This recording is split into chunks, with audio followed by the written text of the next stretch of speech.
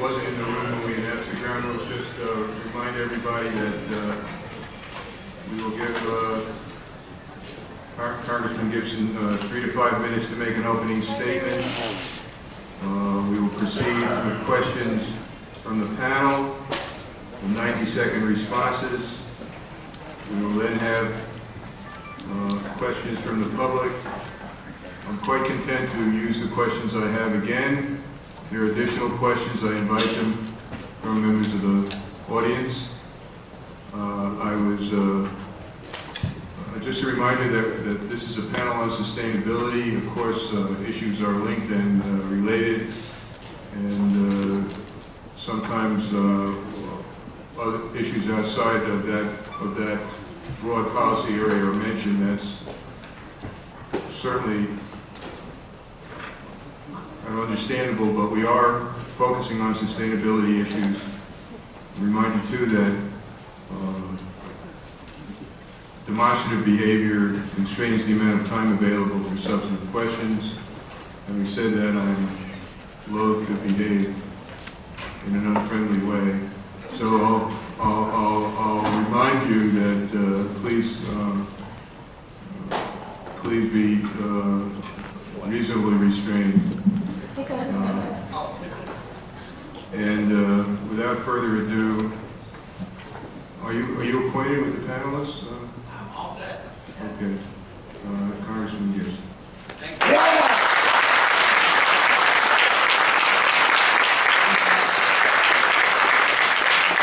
Thanks, Doc, and to the panel and for everyone for being here tonight. Thank you. I'm honored to be here. This, I think, is such an important issue for us. It's not a partisan issue. I think oftentimes it's displayed in the media as such, and it's not. This is an American issue, and we've got to work together with sustainability and balancing the need for job growth and raising wages along with protecting the environment. We've got to be able to balance all these things.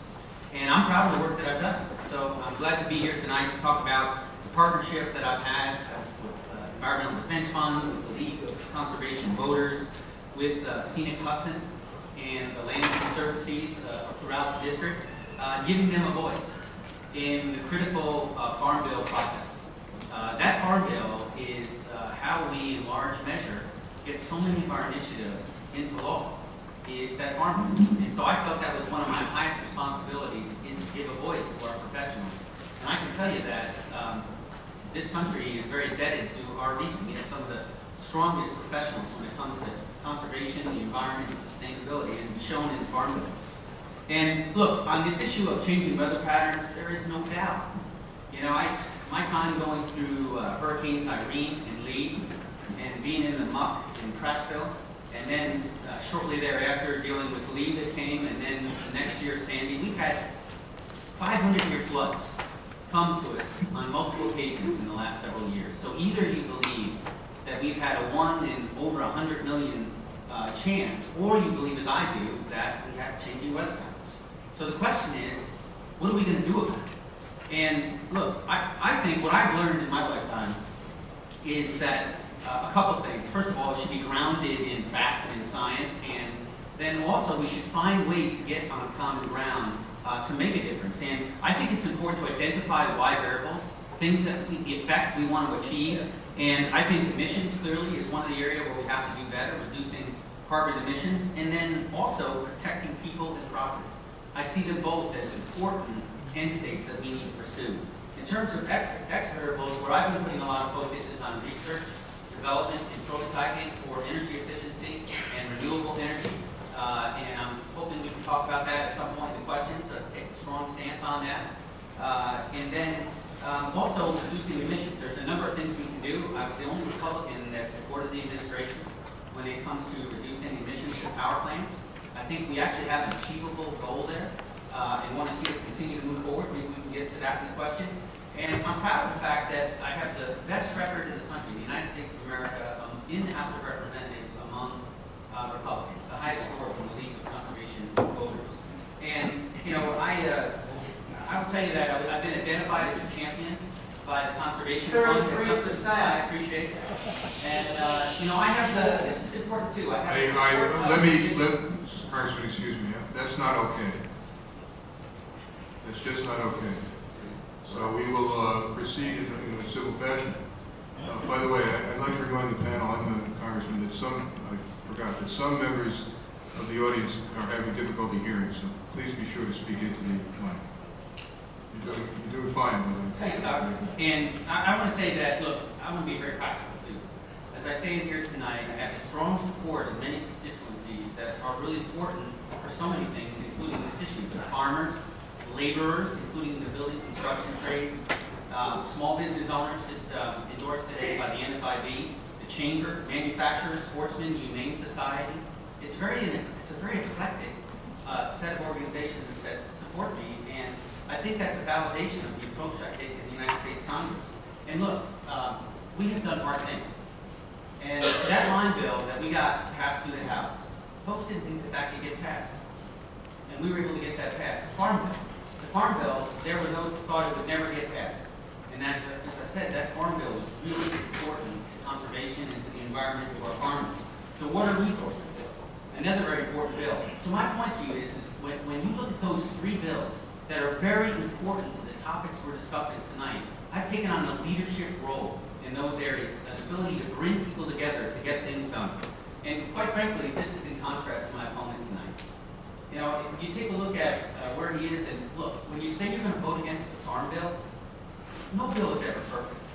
But when you say you're going to vote against the Farm Bill, you're voting against the very equities that we're talking about tonight. That is not helpful and not good representation. And quite frankly, look, for him to say that he's opposed to fracking when he is part owner of the major companies that do the fracking, he's part owner of the banks that finance it, and he's part owner of the companies that move it. So a question that Sean Eldridge needs to answer is, given all the concerns about fracking, why is it okay to profit from it? You know, universities, religious organizations, and others have divested. I spent a year at Stanford University. Stanford University has divested. Sean Eldridge hasn't divested. So, you know, I think there's a clear contrast in this race. Thank you. Oh, I see. You're right there. Well, if you can stand at this hour. Oh, I'm good. Okay, then we're going to proceed sequentially through the questions. Panel, and then questions. Thank you very much. Congressman Gibson, since the 1997 watershed agreement allowed New York City access to safe drinking water without requiring billions of dollars in filtration costs, the city has been under an obligation to protect sensitive lands, upgrade water pollution control infrastructure, and foster sustainable economic development in watershed communities. What should New York City be doing for the residents of Congressional District 19 to better earn their trust in connection with the city's management of its watershed, and what should the city stop doing? Well, thank you very much. And you know, this is an issue I formed a watershed advisory group. We've been engaged with the city on this, with multiple stakeholders. They know exactly where we are on this issue, and there's more I'm not satisfied with, and they know that. We've had very civil conversations, but you know, I look at the reservoir levels. I'm concerned about protecting people and property. We want to see consistent flows coming out of the reservoirs. This is important to us. Also, in terms of our economy, we have so much of the economy that's based on tourism, and you know, when they don't get a consistent flow, then it's not helpful to them, and we lose traction on having a flourishing form of life. There needs to be more investments made both above and below the dam. We've had some communities that have been severely hurt. In fact, the Lower Esopus crushed there, and I've communicated this to the DEP and the DEC, and we're looking for more. We're looking for more on that. They have, in their defense, they have made some investments. We're not satisfied with the level of investments, and we want to keep that going. I've also expressed to them that with a $30 billion budget, it makes no sense for them to sue us. They have been suing us to lower their tax assessments. And what they really should be doing is being more empathetic to us, because we can do this. We can deliver the clean water and have a flourishing form of life here that protects people and property and helps us to raise our standard of living. The Hudson River is an irreplaceable natural resource and vital resource to the region, state, and the federal government all throughout the country. And it's evidenced by our state Hudson River Estuary Program, our national estuary program, our American Heritage River status designated by the White House, and our National Historic Landmark District.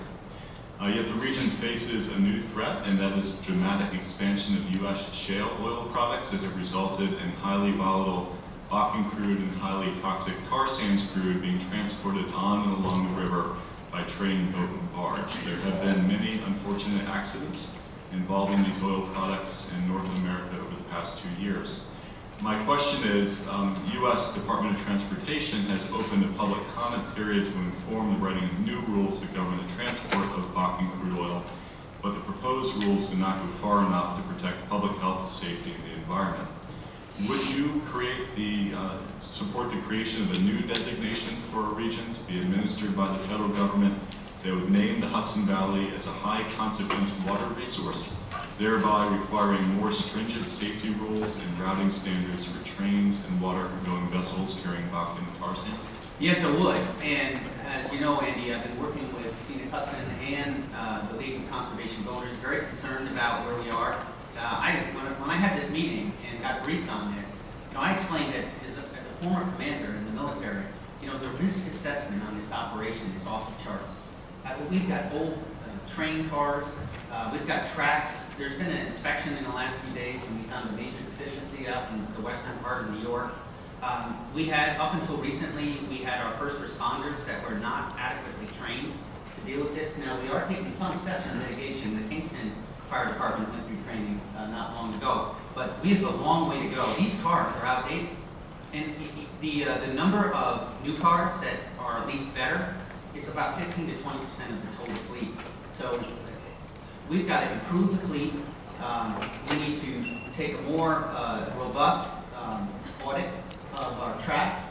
We need to do more on training, and we need more accountability for the companies that are moving through this. And so we're going to have to take more serious steps going forward. As you know, we're working on a letter on this, and I look forward to continuing to work the action. Thank you.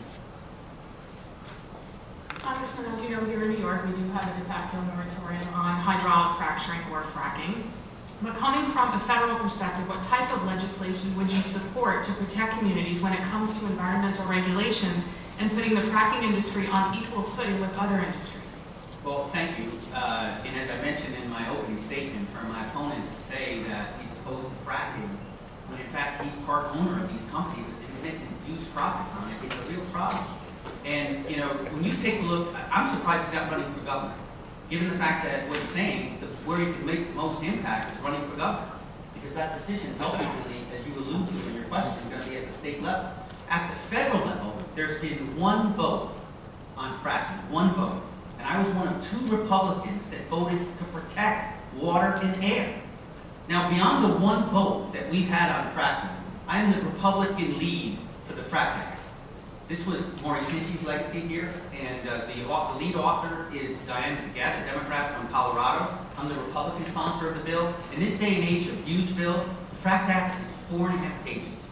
There's 2 basic concepts. One is you have to disclose chemicals, and the second is you got to comply with the Safe Water Drinking Act. This is absolutely essential, and we need to have that federal floor.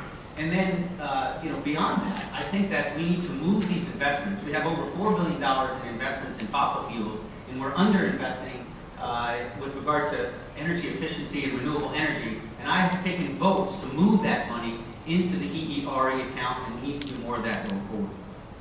And by the way, I want to say this. I have always been a supporter of home rule, and I was very encouraged by the court decision, because at the end of the day, regardless of what the governor does, you should be the ones to get the final say on this.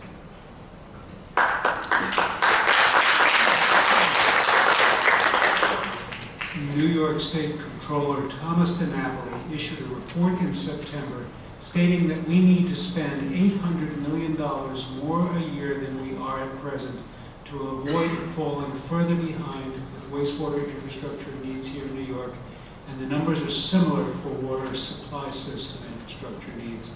Please speak generally about the importance of infrastructure investment and specifically about what you will do if you are reelected to help close these gaps.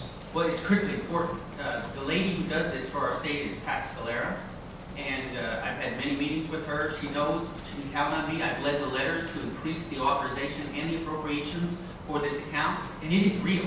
In the aftermath of Hurricane Irene, it was rural water that came up to Wyndham and helped make sure that that water supply was safe. Had we not had those capabilities, we would have been essentially having to truck water in. And going forward, this is why the Farm Bill is so important. Because it's called the Farm Bill, but more accurately, it's actually the Rural Development Bill. Because there's a title in there that helps our town supervisors to gain access to federal monies that help with water and sewer projects. So, the rural water folks will tell you they have strong friends in the and it's for all the right reasons, because it's really important to our region. My second question relates to food and farming. This year, Congress passed a new farm bill which contains a robust set of programs focused on conservation. Could you comment on what you think the appropriate role is for federal government to be advancing food shed cotton farmland conservation here in the Hudson Valley?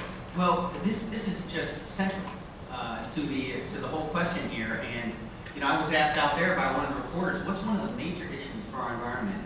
And I can tell you this much: it's making sure our family farms survive. Our farmers are great conservationists, and when we lose a farm, we lose it forever. And this is why I'm proud to partner with you. We have strengthened these programs. The Farmer Rancher Protection Program has now become the Agricultural Land Easement Program. And this is an important program that we get it fully funded and supported. It needs to have public-private partnership on this. I have seen in our district, I have seen us work together at the federal, the state, the county, and in some cases the town level to bring forward these easements that are critically important for our area. So, I'm going to continue to work this not only in terms of legislation, but I work cases too. We have, every now and then, we'll have hiccups, and I have to actually get on the phone with NRCS to make sure that we get this through. And I'm going to continue to do that. But let me give you one example of how important this is. There is a fine print in the law that heretofore talked about impervious surface, and that requirement said that not more than 2% of the entire land for the easement can be structures or roads. Now, we had wonderful candidates for this program that got thrown out because of this. I listened to Andy, he actually educated me on this, and I worked with the committee, and they changed the law. So this is going to help us going forward. We're strengthening this conservation fight. Congressman, my second question actually picks up where you left off answering my first, and that is about renewable energy, that is. How, if at all, would you support increased use of renewable energy, wind, solar, geothermal, etc., and with this decent paying jobs and economic growth? And as you know, there are permanent tax credits and other subsidies for fossil fuels, while those that support renewable energy, like the production tax credit and the investment tax credit, are temporary and must be renewed periodically by Congress. And this can limit the ability of renewable energy companies from finding long-term investors. Do you support the expansion of renewable tax credits? I do, and look, it's been documented for my support of wind and solar. There have been ads in your paper that I support the production tax credit, making these tax credits permanent. And when you take a look at what's at stake here, we're actually leading the nation. We should be really proud of this. Some of the best research development and prototyping being done in renewable energy is done maybe about an hour to hour and a half drive from here. The College of Nanoscale, we have some of the finest engineers, researchers in the nation. That Sunshot program that we're working on there has a very ambitious goal. We're trying to drive the total cost of photovoltaics down to 9 cents per kilowatt hour. And we're using some of the same engineers and some of the same approaches that gave us the iPod and the iPad. That's the nanotechnology, coatings and composites, and now substitute materials. When we drive down the total cost, it's going to transform the way we produce, convey, and consume energy. It's going to democratize renewable energy. And to go together with that, we need microgrids. And for those that say that we can't be doing it, that it can't be done, I'll just tell you we are doing it. You look at the Delaware County Cooperative Extension, their electrical co-op, and the Otsego, we have a model now. That's going to give us more control of this renewable energy. The same goes for wind, and I've been supportive of that. I've helped farmers get access to the solar power. I'm supportive of biomass in the Farm Bill. I'm supportive of hydroelectricity. We passed a bill in the House. I'm actually the author of a storage bill that's going to help us going forward, particularly when you're making investments at the family level for solar. It's a bipartisan bill with Mike Thompson. Yeah, thank you. I get it. I've taken 59 votes to strengthen this account. There's nobody's got a stronger record on the Republican side in the country on that. Now the 400,000 Americans from every walk of life have marched in New York City for solutions to climate change. Is America ready to roll up its sleeves and solve this problem? What will you do to help? Quite frankly, I think there's much more that needs to be done because we have to expand support for this. We've got to build constituencies. I think that's one of the things I bring to the table here, is I can speak to a party that has a long way to go on this issue. And I bring a lot of constituencies that are relatively independent here. And what I think we should be doing is, first and foremost, we need clarity. We got to follow the science here. Those that were attacking the emissions at the power plants, I think that conversation needed much more specificity. Because when you look at the details here, it's a reasonable goal. What they're using is 2005 benchmark, and they're looking forward to 2030, and they're trying to reduce emissions by 30%. And here's the thing you didn't get in the meeting. We're already halfway there. We're already halfway there. We can do this. This is a country that can do hard things. And, the coal industry has improved, and we've pressured them to improve. That's one of the reasons why acid rain has been reduced. They can do so much better. So I actually, when this first came out and people were pushing back, I was trying to get the administration to say, come out and say you don't have a war on coal. The fact of the matter is they can get better. And we should be pressuring them to get better, and that's one way we can do it. And then by supporting clean and renewable energy sources, and we see that we expand that out, that will also reduce our carbon footprint. Those are a couple big ways that we can continue to make a positive difference going forward. The question relates to trails and open space, as evidenced by the walkway over the Hudson State Park physical linkage, that is pedestrian trails and bikeways between parks and open space in our downtown areas are very much appreciated by the public, local government, and the business community. What do you see as regional priorities for the development of trails and conservation of open spaces? And what would you do to support these efforts in Washington as well as here in your home district? So I really see my role here as being supportive. I don't want to bring a federal solution to this, but I do listen to our local leaders. What I mean by that is I don't think I should be superimposing a decision from Washington. There's a lot of great ideas out there already that just need support. There's a lot of support for Ulster County's extensive network that actually can link us all the way from Dutchess up to Shandaken. And in the eastern side, we have already the Harlem Valley Trail, and there's rather aggressive plans that I think are very doable that links it up with Chatham and Columbia County, and the latest plans actually go up into Rensselaer County. So what I have been is wherever I can, I write letters of support for the grant applications for this, and ensure that when we bring forward the transportation bill, that it continues to have robust support for this. There was a little bit of a fight in the last one, but we made sure that we came out on top on that issue. So mostly I see my role on this is being supportive of local leaders who have wonderful ideas. Congressman, first, do you oppose the Keystone XL pipeline project and expansion of the existing Keystone pipeline to transport the heavier tar sands oil from Canada through America's heartland to a port on the Gulf of Mexico? And how would you vote on any legislation to approve the expansion? And what I'd like to know, is it a hard yes or no, or do you compromise on provisions? Well, I do support it. Look, there are trade-offs everywhere. This is certainly an area that we have disagreement on, and I recognize that, I respect that. What I would ask is to think about where I'm coming from, because I'm representing 750,000 people, and it also includes working class families that some of them drive 30 or 40 miles one way to get to work. And how much they pay in a gas tank and how much they pay for home heating really matters to them. I was in a family that grew up that way. So I think I have to balance this. There are always trade-offs. If we don't do the pipeline, we've got to find other ways to drive down the cost, because guess what? I bet you everybody here, just about everybody here, drove here.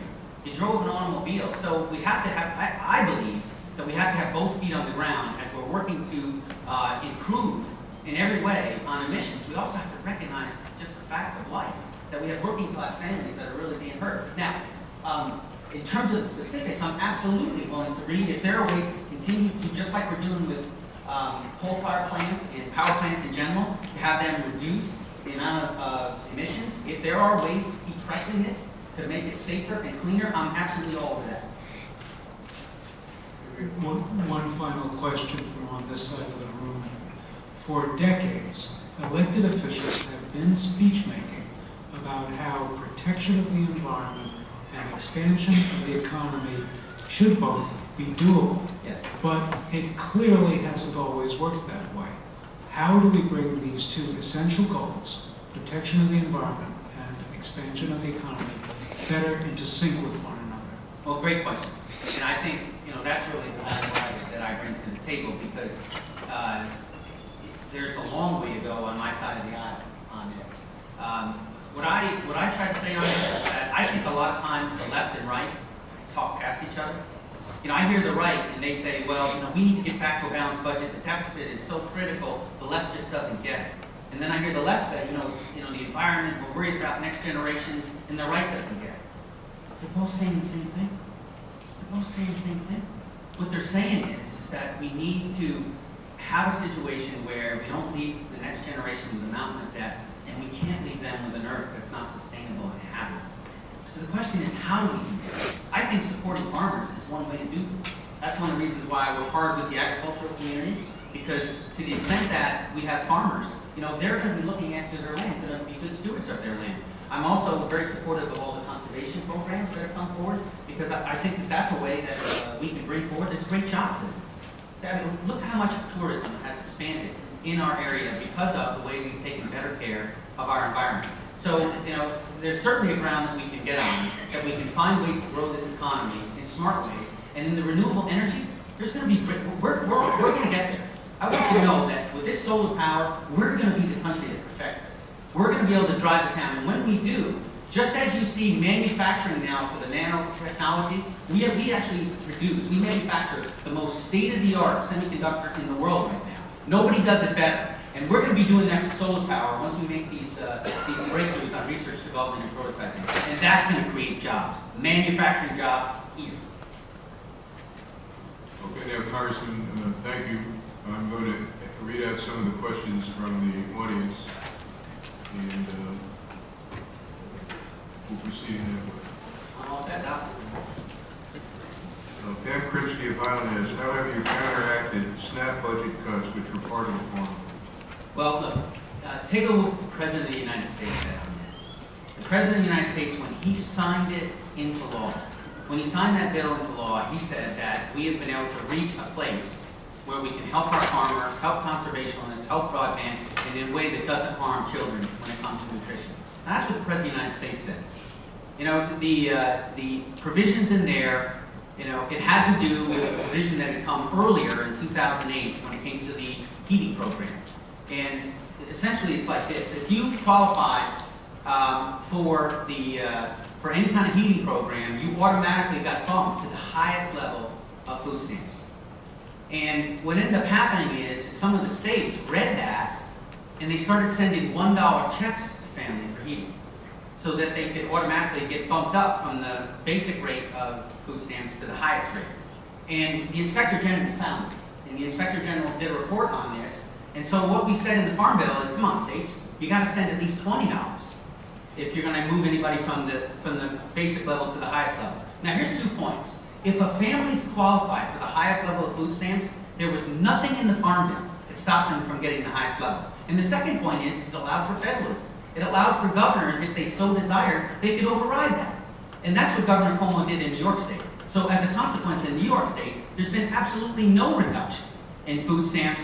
And that's why it's so wrong that my opponent says he'd vote against it. Because if you think of all the virtues, including the ones we talked about here tonight, the fact that he would vote against it is a good reason enough to look for somebody who supports this reason. John Middlebrooks of Columbia County writes, Louis Bacon has announced his pledge to donate 90,000 acres of his land to conservation protection. He additionally issued a challenge to the other 20 largest landowners to do the same. How do you see the federal government in supporting this effort? Well, we, in the House, we passed a bill to make permanent the tax incentive for the easement programs and for the donations. So that's really one way that we can be very helpful. That was a major priority for the conservation community, and it's one that I was a co-sponsor of to get behind. And I think that shows the partnership that can be done here. That the federal government, the state, the county, the local level, and private citizens who see the value in this, because this is really where we can make a difference. is keeping our best farmland farming in those areas that are best left natural, that it helps with our tourism and it just helps the ecosystem everywhere. That's where we should be putting the focus. So continuing to account for this in the tax code, I think, is very important. Methane gas is a greenhouse gas that is unfortunately vented and flared into the atmosphere by the oil and gas industry. Earlier this year, the state of Colorado and the gas and oil industry reached an agreement to sharply curtail methane emissions. Do you support a similar approach by the federal government? Nash? Well, I mean, I won't look at the details of the program. If I thought that it was something that could be done, that we can continue to ratchet pressure in a manner that doesn't cause a complete economic dislocation, then the answer would be yes, because that's why I supported the administration on power plants. Because I don't agree with the critics who think that it's going to totally turn our power plants into turning the lights out. The issue with that would be brownouts and doubling and tripling of electricity costs, so I wouldn't support that. But I actually think the administration had a reasonable plan, and that's why I support it. So I have to look at the details of Colorado. A number of questioners asked about the League of Conservation Voters rating that you received, either generally or specifically. Kitty Brown is one, Thomas Waning is another. Mr. Waning lists a series of votes that you made or that are not in accord with the desires or expectations of the league. Big oil giveaway, national ocean policy, hard rock mining, nuclear safety. So could you comment on? Sure. Well, I want you to know that when it comes to fossil fuels, the record will note that I have done my very best for working class families to have the lowest price for their gas and home heating. We have seen New York Times has reported that it has dropped. You may have noticed it's about 20 cents or so cheaper than it was. Now that may not mean a lot to some people here, but it does mean a lot to working class families. But I have voted to ensure that they pay their fair share. There was a couple year period where they were trying to incentivize where they pay no royalties. I mean, it's not well known, but there's a couple year hold when these oil companies don't pay any royalties. I think it's 1998 to 2000. I have voted to close that hole, to make them pay their 12% royalty. And I've also voted to move the investments we do in research development over to the energy and efficiency and renewable energy account. And when I say that, so what I want you to know is I believe I've got the judgment right. I'm certainly willing to listen. I've sat down all the time and I'm willing to look at it. But when we say working together, that's really what I mean. I really mean me listening to the League of Conservation Voters and also the League of Conservation Voters listening to where I'm at, representing 750,000 people. Because if it's 100% or zero, we're never going to get there. You know what we're going to have? We're going to have an echo chamber. If this ends up being a partisan issue, nothing's going to get done. Nothing's going to get done. If Republicans don't start to see this in the right light, we're going to end up with a situation where you're going to talk about things and nothing's going to get done. We've got to work together. This was not signed. Agribusiness is responsible for about half of all greenhouse gases and deforestation. How do you propose to curb their destructive behavior? Well, look, I will tell you this much. The farmers already do a lot for conservation, and I can tell you this much. They're willing to work with the community to do more. What they don't like is when the EPA comes forward with a regulation when they haven't even sat down with the farmers. What I learned in Iraq when I was bringing the sheikhs together, and what I've learned in the United States Congress, it's better to actually include people in the formation of your policies and your bills. Because guess what? When it comes time to actually try to sell them, the farmers should be the first ones out front. The farmers should be saying, look, these are doable, and this is why you should get behind this. And I think that's part of the, while I'm proud of our farmers, I will acknowledge that there's more that they can do. And what I'm really encouraging the environmental movement to do is to reach out to them and to bring them inside and have them write it with you, because when you do, they'll come out there and they'll sell it. Carla Vermeulen of Clintondale, how would you push to secure federal and state funding for climate change related to disaster mitigation and recovery initiatives here, especially given New York City's great influence? That's a great question, because we haven't had a chance to touch on that yet. First of all, I supported studies, monies that could help with the science, which I think is going to be so important in this. And then the other piece of this is, while we do what we can, all we can to reduce the number of, to reduce emissions, because we know that that can help in a macro sense, we need to recognize this fact. And you all know this. We need to change the weather patterns now. Now. So, I mean, I mentioned all these floods. The New York Rising program, that represents a $10 billion investment nationwide coming by way of the San Diego. First time ever, $60 billion bill, $10 billion went to mitigation. That's never been done before.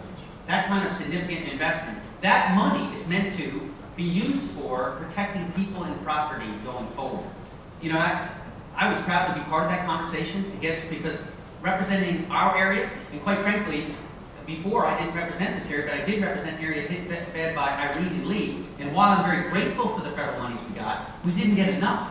So in the San Diego bill, we made sure that there was language in the San Diego bill that allowed for the New York Rising program, which is your mitigation money now for us.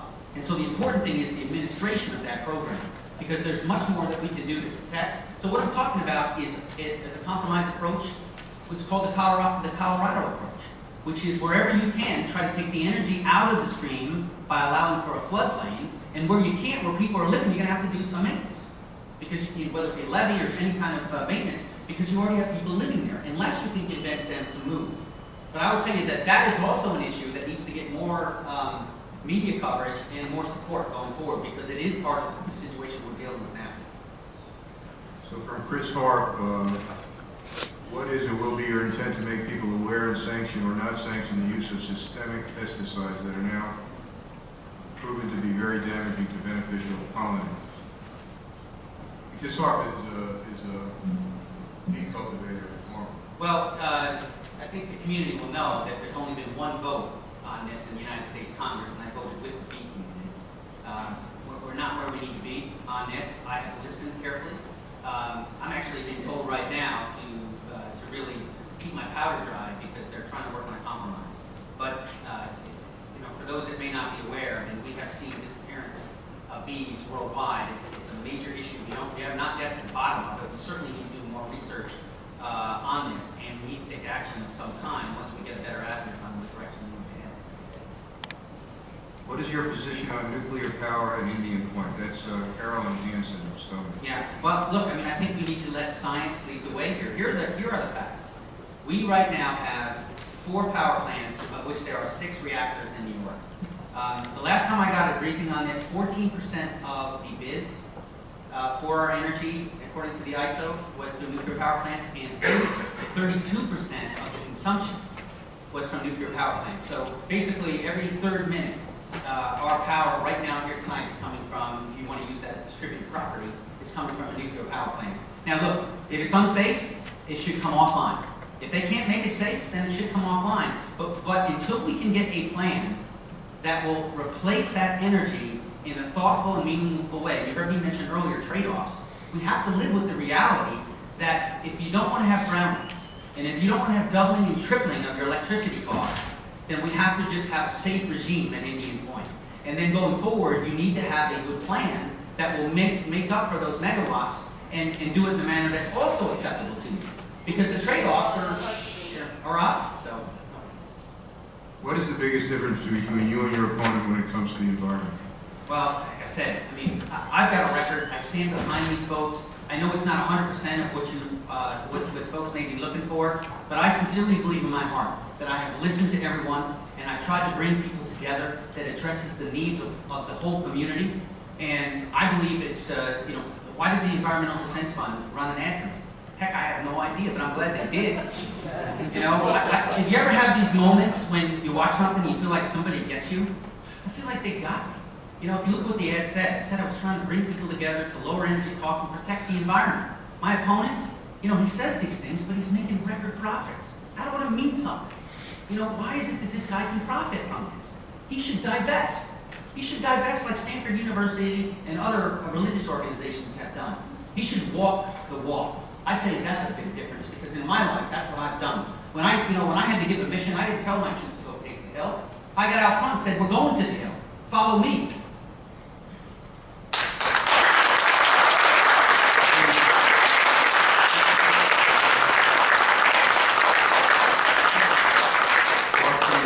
Did you participate in the New York City Climate March? Why or why not?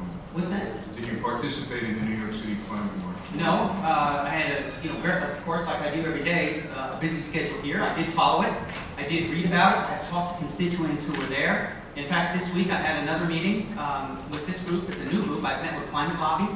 They've come in several times into my office. I really appreciate their engagement. There's a new group now that is coming together from churches, and they've engaged me in a very serious and thoughtful way. And I think you're going to see some collaborative work between the two of us. And they reported out on this as well. And what they were asking me to do is, can we take a first step? Can we take a first step to get legislators on record recognizing the changing weather patterns? And that something needs to be done about it.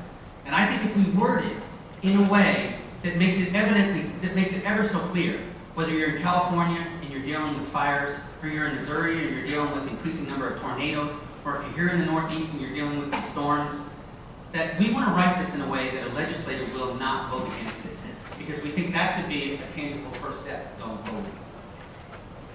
In view of the tax exemptions granted to land conservancies, do you favor congressional scrutiny of these environmental NGOs on a regular basis?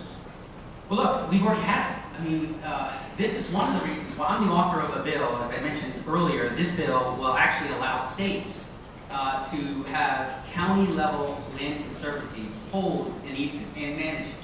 Now, the reason why they're not authorized to do it now is because of an IG report that came out about a decade ago, and the IG report found all kinds of problems at the county-level land conservancies. Now, what I want you to know is I looked into this in great detail. There have been significant improvements. We've learned from the problems that have happened. So, I'm actually, this bill, I hope that we can get it into law. We actually had an amendment vote on this. It got 205 votes. So we weren't very much short of 218. John Garrett, one of the Democrats from California, my co-author. So what I would tell you is these audits are already built in. And what I think we should do is actually do more empowerment. I feel great confidence in our land conservancies. And I think that Team Hudson will agree with me, because they give them oversight as well. Thank you. One of the things that makes the Hudson Valley so beautiful is the streams and rivers. Unfortunately, many of them are polluted. In March, the EPA released a draft rule on clean water to make sure that smaller streams are covered by the Clean Water Act. Do you support the EPA in doing this? Well, I would tell you, this is one of the areas where I strongly recommend that the EPA has now went into the Farm Bureau and said, no, we didn't mean to do this. We don't mean to say that this is what this rule is. I strongly recommend what they do is do like they did with spilled milk, the spilled milk rule, and what they did with the child labor law. I recommend that they withdraw that and work with farmers to rewrite that in a manner that the farmers will actually support. I think we can get there. I firmly believe. People don't think we can get the line bill, we got the line bill. People didn't think we get the farm bill, we got the farm bill. People didn't think we get the water resources bill, we got the water resources bill. And I think we can do this too, but we really need to get the buy-ins from our farmers. This is maybe bringing back what you already made. What are your thoughts on factory farms? Do you realize how much impact they have on the environment? No, look, I mean, we're very fortunate here. We are family farms here. When I left for the Army, most of the country, over 85%, and this was 1986, over 85% of the farms were family farms. And by the time I got back home in 2010, that number it's not completely inverted, but it's significantly now factory farms. This is in the Midwest and the West. This is why we banded together in this farm bill. In this farm bill we just passed, Democrats and Republicans worked together to get changes in the farm bill to support family farms. What we're talking about is crop insurance. Sean Patrick Maloney and I worked together to bring forward crop insurance. This is so critically important to our fruit and vegetable growers. We worked to help organic. First ever investments for organics.